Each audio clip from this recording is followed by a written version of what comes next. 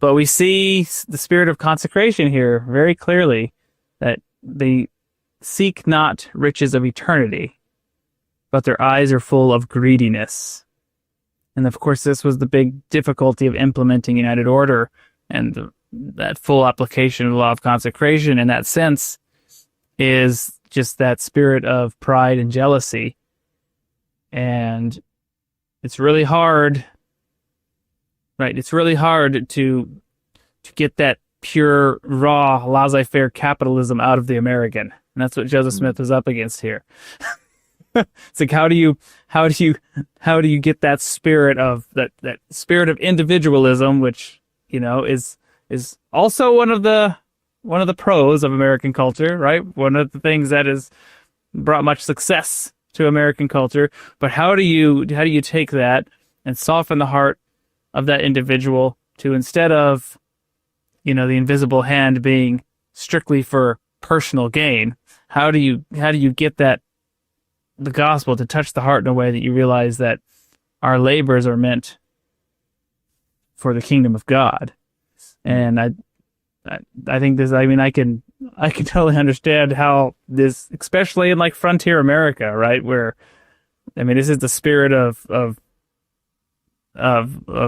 expansion and land and everyone getting what's theirs and right, the Babylonian mindset of years and years and years of, you know, thousands of years of apostasy at this point, leading up to this moment of now we can all have what's ours and have our glorious day in the hot sun.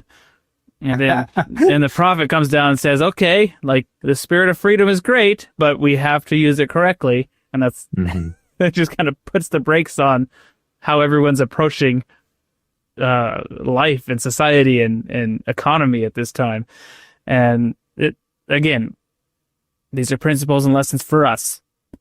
It's really easy to live in a spirit of greediness. I'm going to work for what's mine, and it's going to be mine and mine alone, and everyone else, you know, not my problem.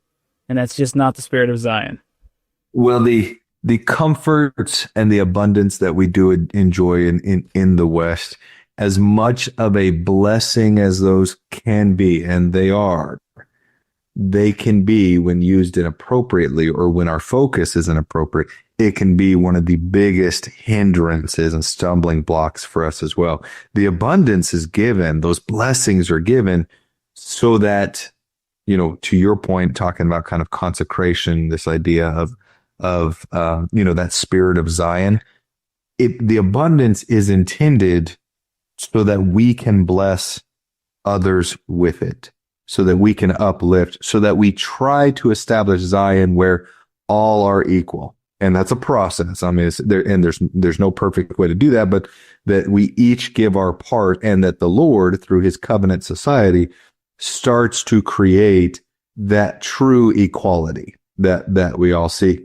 And unfortunately, because again, the influence that Babylon has in shaping so many narratives, there's so much wonderful and great about the West, and in particular about America, and so much that is good, but we buy into the narrative so deeply that then we forget the greater calling and the greater opportunity to be of the covenant society and to get outside of the comfort and the abundant and the false, you know, the deception that the world puts on around us.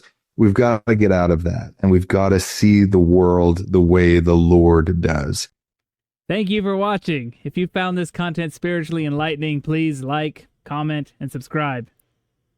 Like the gospel, these little things make all the difference, and it helps the algorithm push out better content for everyone to enjoy on YouTube.